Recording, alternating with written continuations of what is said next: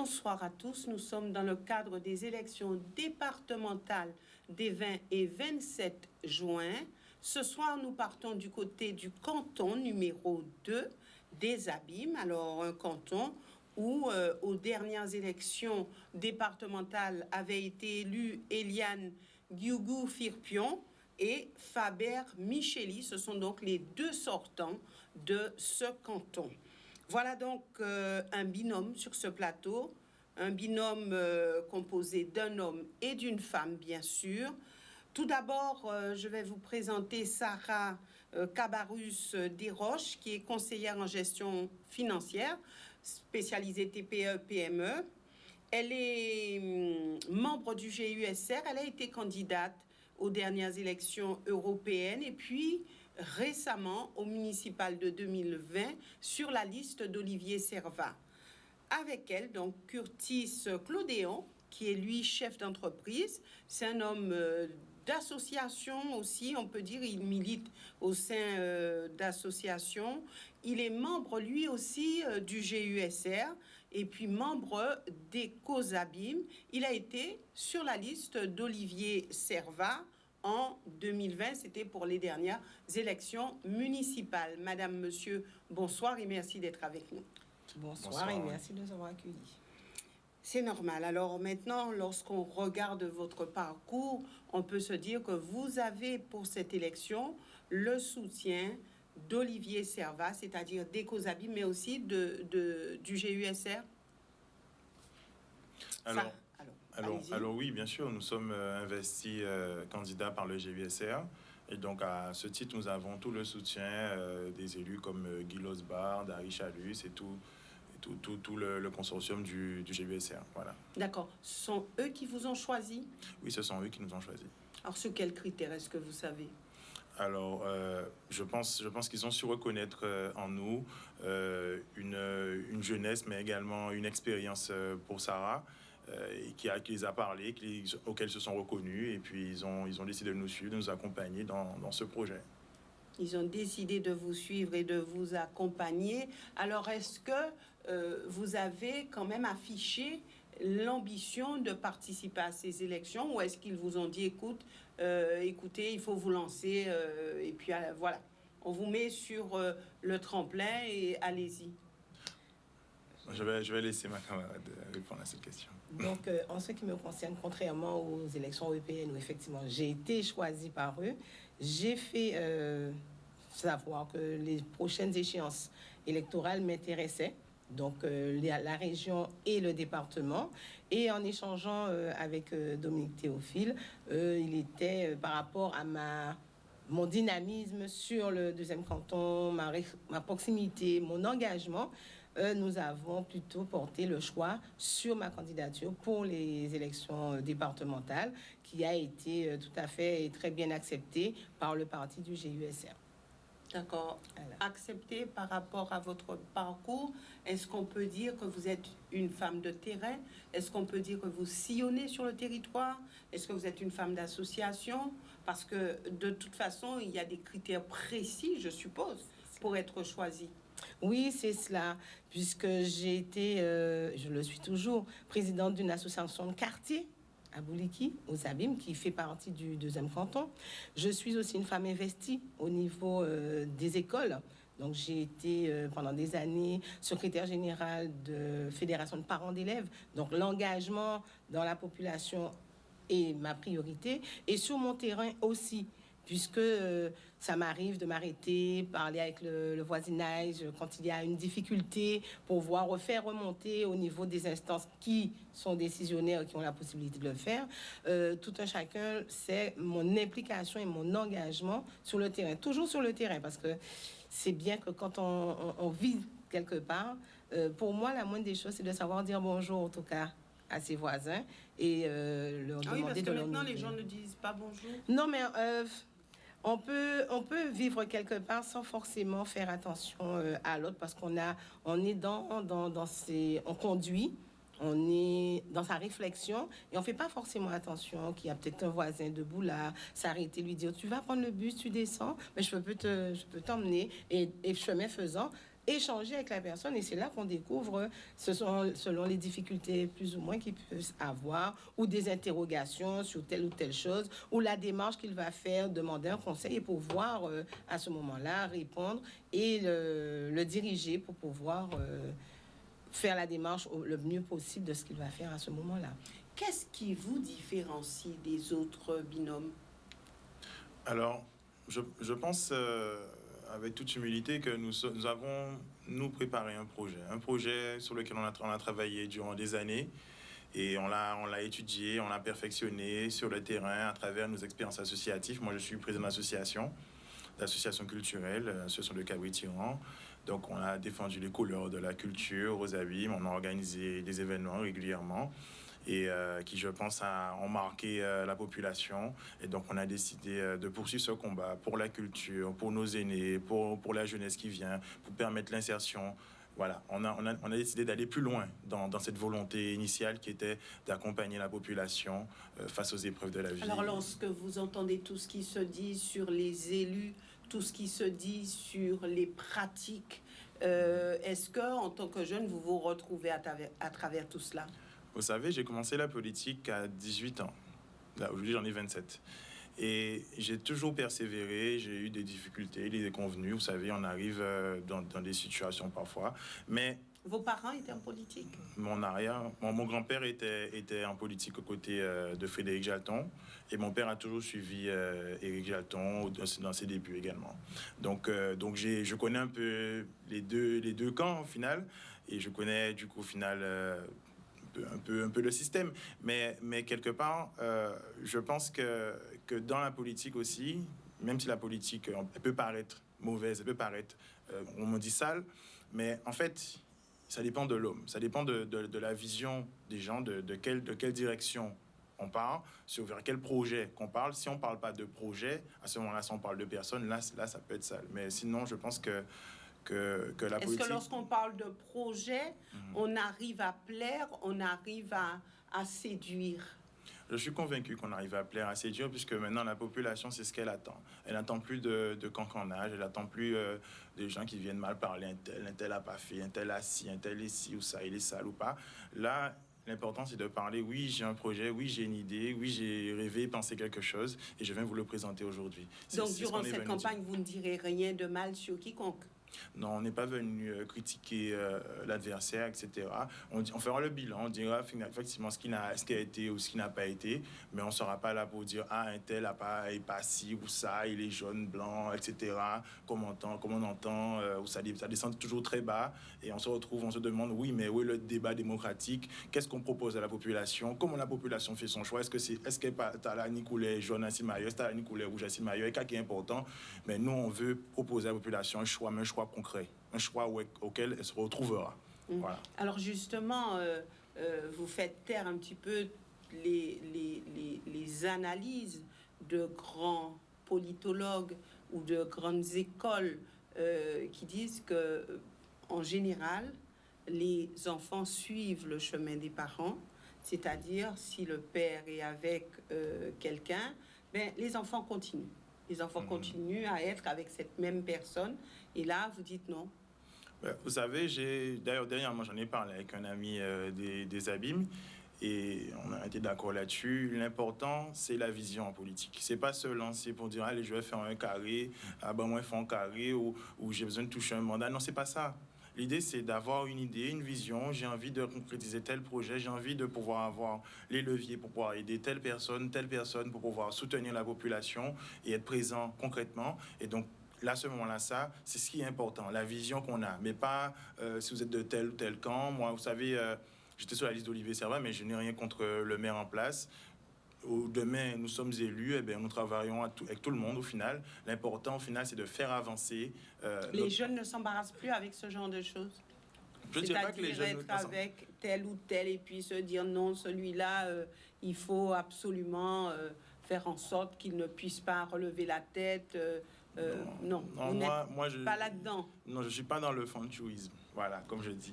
En fait, justement, c'est un peu le problème aussi de la population actuellement, parce qu'au final, on retrouve souvent ce problème-là, vous savez, c'est nous quoi dans panier crabe. Au final, au cas des trois crabes qui a essayé de monter, Et puis, quand il y a parce qu'il ne peut pas tout à l'avancée, qu'à aller descendre. Pourquoi? Parce que au final, on ne veut pas qu'un tel arrive, on ne veut pas qu'un tel. Mais l'important, c'est pas qu'un tel soit quelque chose, mais l'important, c'est qu'est-ce qu'il avance et qu'est-ce qu'il fait pour la population. Donc, aujourd'hui, on va parler de ça. Ce soir, on va parler de ça, savoir quels sont les projets, quelles sont les idées, qu'est-ce qui est fait, qu'est-ce qu'on aimerait faire. Ça va être le sujet de cette interview. Voilà. Alors, maintenant, quelle est votre vision du canton? Vous l'avez sillonné, vous avez regardé un petit peu ce qui a été fait, ce qui n'a pas été fait. Alors, j'aimerais bien savoir comment vous avez abordé cette question. Alors, avant de répondre, Yveline, si tu me le permets, je vais appuyer un petit peu plus ce que dit Curtis concernant le choix où je suis de ce camp-là ou de l'autre. Pour moi, c'est l'envie. C'est que si on a une vision, on a envie de faire un travail, mais vrai, pour la population, on doit pouvoir réfléchir par soi-même. Et donc, le choix de se positionner, c'est tout simplement pouvoir trouver sa place pour faire entendre ses idées et qu'on puisse comprendre ces idées sans qu'on nous impose une idée.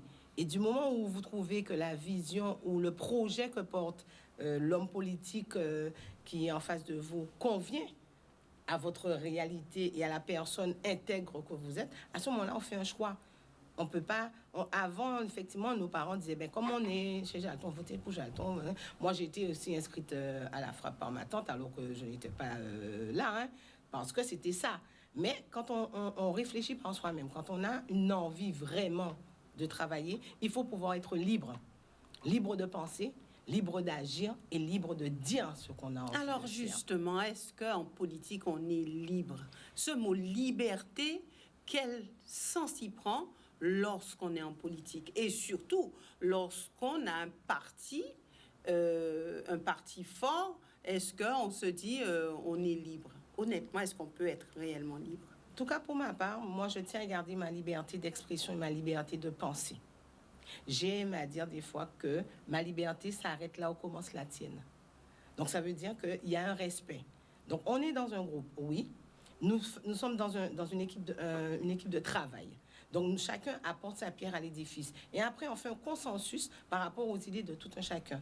Mais il ne faudrait pas qu'un essaie de dominer. Il ne faut plus qu'il y ait cette dominance dans les partis politiques. Il ne faut plus qu'il y ait de dominance. Parce que quand il y a des dominances, ça met des divergences en famille. Parce que le plus souvent que rarement, Curtis l'a dit, son grand-père a fait de la politique. Dans la famille, ben, on peut trouver des clans. Et puis le plus souvent, on voit les gens dans les familles se déchirer pour une idée politique.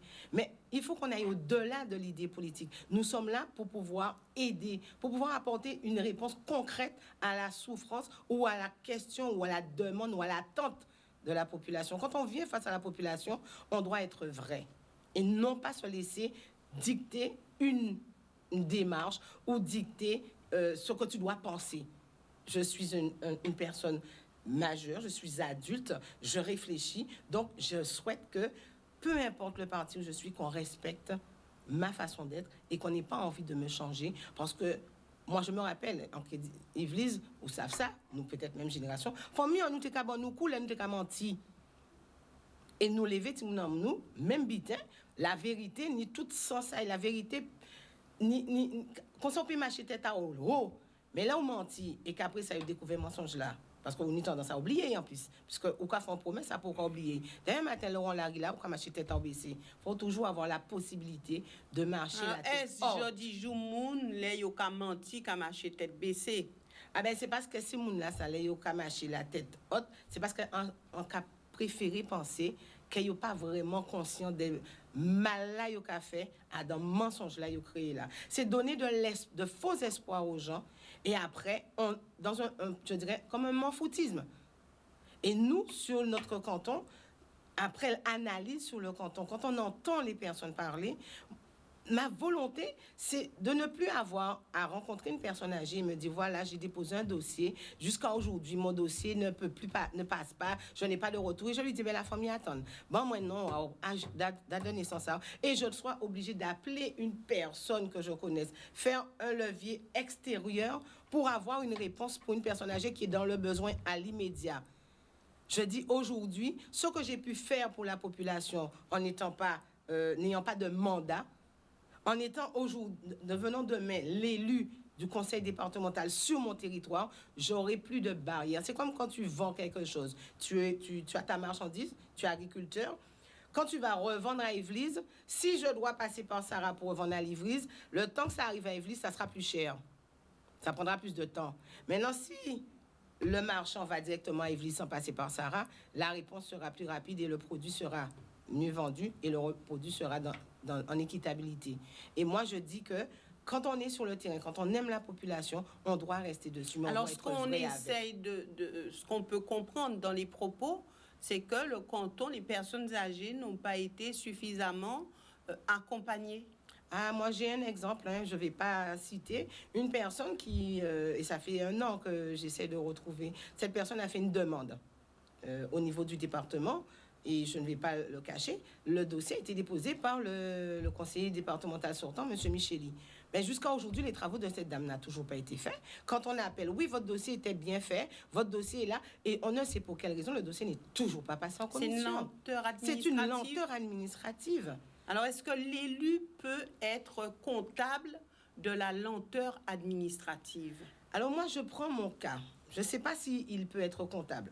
Moi, j'ai travaillé pendant un moment conseillère à EDF. Quand un client me donnait un dossier à difficulté, je suis quelqu'un, j'aime la perfection et j'aime aller jusqu'au bout de ce que je fais. Je transmettais le dossier, mais je gardais systématiquement le numéro du client pour suivre jusqu'au bout.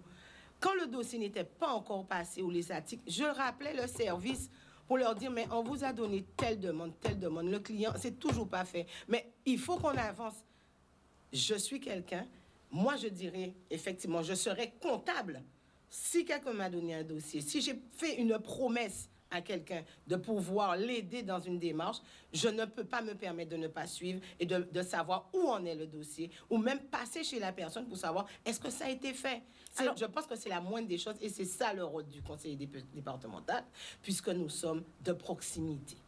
Alors, justement, vous avez dit, ce qui vous différencie, c'est que vous avez un projet bien ficelé. Alors, c'est vrai que tous les candidats disent, nous avons un projet bien ficelé. Alors, à partir de là, qu'est-ce qui fait la force de ce projet? Alors, nous, ce binôme de la liste Le Souffle Nouveau, c'est le mot.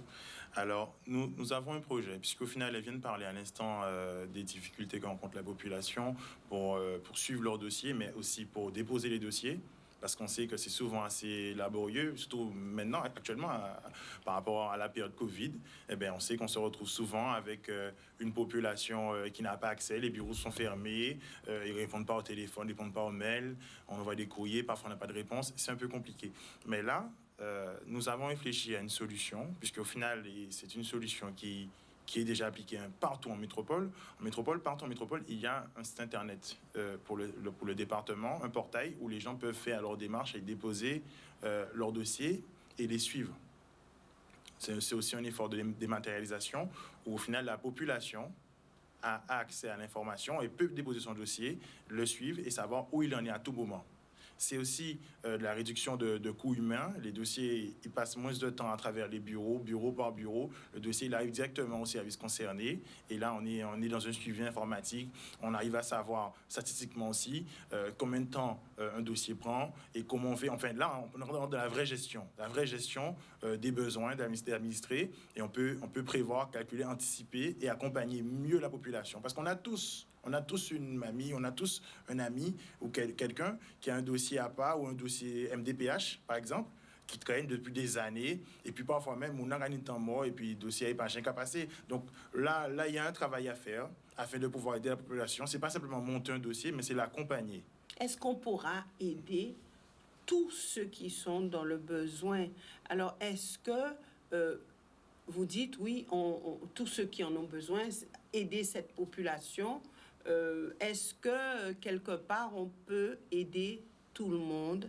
Est-ce qu'il n'y en a pas qui passent, je dirais, entre parenthèses, à la trappe? Parce que, OK, vous dites, je suis une femme de terrain, je suis un homme d'association, mais est-ce que ça suffit pour, justement, irriguer suffisamment le territoire? Alors, pour cela, justement, donc le projet, dans notre vision aussi, Nous sommes, comme vous l'avez redit, nous sommes d'associations. Et nous avons un petit peu réfléchi en se disant, justement, pour pouvoir toucher le plus grand nombre de personnes, il faut aussi mettre des relais sur les terrains. Aller des vers les personnes relais ou des associations des personnes relais dans les associations. Cela aussi, par rapport aux associations, former un membre ou une personne dans le quartier ou de l'association qui aurait envie, justement, de se mettre au service de la population. Il est présent dans l'association à des jours et des heures bien précis où la population pourrait venir vers cette personne et avoir tout de suite la réponse à savoir qu'est-ce que tu veux faire, ça, une étude à peu près, c'est ce que je fais dans mon métier, voir un peu le dossier de la personne et pouvoir le diriger, l'accompagner pour que le dossier n'ait pas, justement, comme vous dites, à passer par la trappe. Oui, nous pouvons toucher le maximum de personnes pour qu'ils ne passent pas à la trappe, puisque nous pouvons avoir ce portail numérique. Je vais aller plus loin. Nous avons les dossiers de la MDPH. Nous devons pouvoir aussi former des gens pour pouvoir monter ces dossiers. Parce que nous avons des personnes à mobilité réduite, on oublie qu'il peut y avoir un handicap visible et des handicaps invisibles. Les personnes doivent pouvoir être formées. Nous avons l'envie que sur notre territoire, qu'au sein de chaque association, il puisse avoir soit une assistante sociale qui veut bien venir à des heures bien précises et ou une personne, une action sociale au sein des associations. Nous savons bien, Yvelis, que sur les territoires, les associations ont une portée beaucoup plus large, une visibilité beaucoup plus large et touchent beaucoup plus de personnes. Parce qu'à travers ses membres, le membre, il sait que, cela dit, on connaît chacun, quelqu'un qui est en difficulté et venir dire, bon, mais moi, j'ai telle personne, est-ce que tu peux le recevoir tel ou tel jour? Et à ce moment-là, les personnes se sentent moins loin de la collectivité qui est censée les accompagner. Je peux parler aussi... Et est-ce que cette collectivité a les moyens d'aider? J'allais y venir. Je vais prendre un exemple simple. La FAGE, le fonds d'aide aux jeunes. Ce fonds d'aide, quand on regarde, aujourd'hui, le département Guadeloupe, nous avons utilisé que 0,9% du budget de cette aide. Alors qu'en Guadeloupe, nous savons très bien que nos jeunes, on a des jeunes en précarité, nous avons des jeunes qui ont besoin d'être formés, nous avons des jeunes à qui aussi, nous avons vu ça avec la crise Covid, des jeunes qui ont besoin d'une aide alimentaire. Nous avons des jeunes pour pouvoir trouver leur travail, ils ont besoin de se déplacer. Mais cette aide-là, ça aussi emmène un fonds pour les aider au transport. Donc, nous avons des leviers au niveau du département qui, pour ma part, n'ont pas été utilisés à son maximum. Et ça, nous devons le faire. Merci. Alors maintenant, nous sommes arrivés au moment où je vais vous soumettre une citation et où vous aurez à donner votre avis là-dessus. Alors, il est dit, et c'était Monsieur Erdogan qui avait dit cela. Alors, il est dit que Erdogan, ça vous dit quelque chose, oui. Homme d'État, homme politique, Oui, d'accord. Alors, les meilleurs exemples de mensonges s'y trouvent.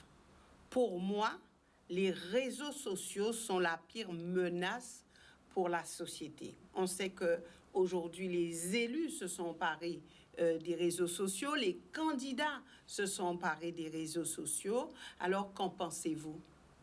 Alors, moi, j'ai tendance à penser bien le contraire. Je pense que les réseaux sociaux sont justement le micro qu'on tend à la population, où la population peut s'exprimer, où la population peut avoir l'accès à la vraie information, où le débat public est facilité. Des gens qui sont parfois éloignés par la distance peuvent effectivement pouvoir discuter, échanger sur des sujets clés. L'information circule. Parce que souvent, parfois, les gens sont pris par des médias qui, au final, ont un avis qui est dirigé. Mais là, la population a un accès direct à l'information. Parce que sur les réseaux sociaux, les choses sont moins dirigées, vous pensez? Non. Je pense que les gens ont la liberté de pouvoir voir ce qui se fait ici, les informations, pouvoir faire leur analyse et se faire une opinion complète. Parce que pour moi, une opinion qui est simplement dirigée ou simplement constituée sur une seule source, c'est une opinion biaisée.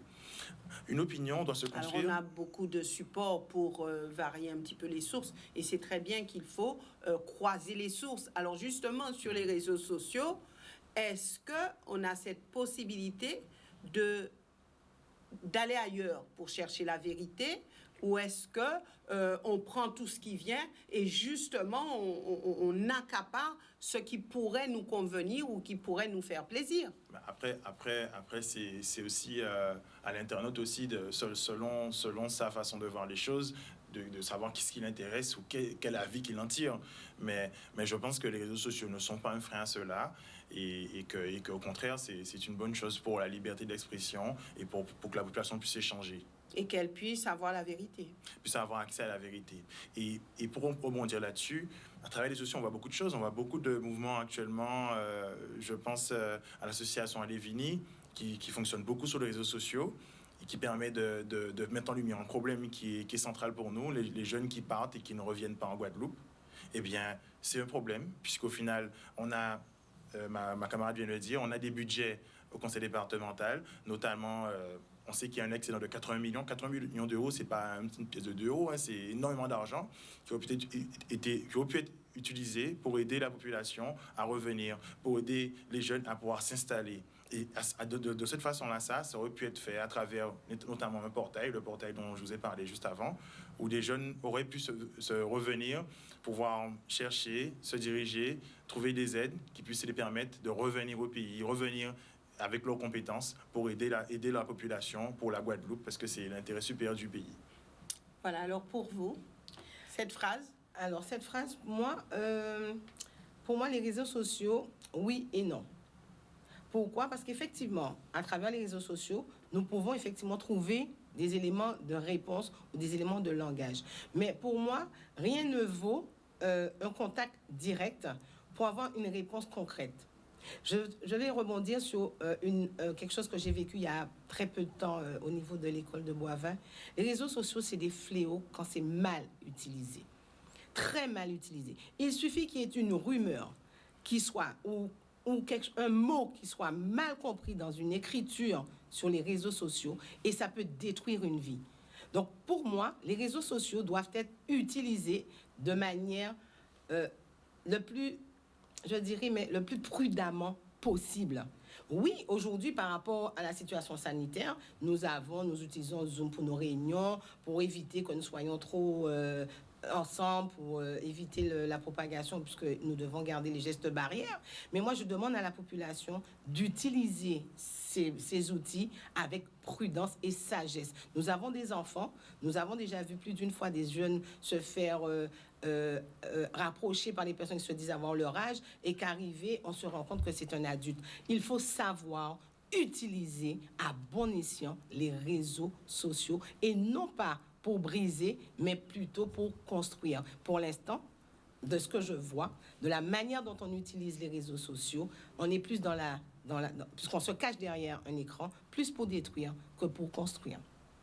Merci. Alors maintenant, vous avez la possibilité de nous donner un engagement, chacun un engagement. Alors, une action sur laquelle vous pouvez dire, alors on a parlé de mensonges tout à l'heure, Erdogan disait que, meilleur exemple de mensonge, c'est sur les réseaux sociaux. Alors là, vous avez la possibilité de donner un engagement, de prendre un engagement face à la population de votre canton, et je débuterai avec vous. Un engagement. Oui, alors je pense aux familles d'accueil. Alors nous avons sur nos territoires des familles d'accueil qui sont très peu connues. Eh bien, une famille d'accueil, c'est aussi le moyen pour beaucoup d'avoir un emploi. Puisqu'au final, bien que peu de gens le connaissent, mais vous avez le moyen de pouvoir devenir famille d'accueil et pouvoir accueillir des personnes âgées ou des jeunes gens chez vous. Eh bien, c'est méconnu. Je pense qu'il y aurait un travail à faire connaître cela, à permettre aux gens d'accéder à cela, mais aussi à les accompagner, parce que nous avons des familles d'accueil actuellement qui sont souvent délaissées, qui aimeraient et qui gagneraient à être accompagnées, afin de pouvoir trouver de nouvelles personnes, afin de pouvoir pallier aux difficultés éventuelles de celles-ci. Mais il faut savoir que les familles d'accueil créent des emplois indirectement. Quand quelqu'un a une maison qui est trop grande pour elle, elle peut accueillir quelqu'un, et ensuite, après, ensuite, elle finit par aider d'autres personnes parce qu'il y a un électricien qui va venir aménager la maison, il y a un plombier qui va venir aménager la maison, et tout ça, ça crée de l'emploi et ça permet de faire avancer la population. Voilà. Merci. Alors, rapidement, Alors moi, un engagement. Rester sur le terrain. Nous avons une équipe. Nous sommes, aujourd'hui devant vous, nous sommes 2, mais nous sommes en fait 4. Moi, je suis accompagnée par Karine Fantin, qui est une femme formidable, chef d'entreprise aussi, qui aussi est accompagnée par Guy Théophile, qui lui aussi a eu dans son métier à accompagner les gens. Tout ce que je peux dire à la population, c'est qu'en étant sur le terrain depuis tantôt, sans mandat, je continuerai. Mon engagement, c'est non seulement d'être à leur côté, mais à défendre, à continuer à les défendre et jusqu'au bout. Ne pas être et ne pas devenir une conseillère départementale fantôme. Je tiendrai ma promesse, je continuerai à être celle que j'ai toujours été sur le terrain et à toujours être à côté de la population. Merci à vous, merci aussi à vous téléspectateurs de nous avoir suivis. N'oubliez surtout pas, donc cette émission sera rediffusée demain à 9h30, mais vous pouvez aussi revoir sur le Facebook de Canal 10, sur YouTube, et donc vous pourrez vraiment vous asseoir, écouter, réécouter toutes ces interventions des binômes sur les différents cantons de la Guadeloupe. Excellente soirée à tous.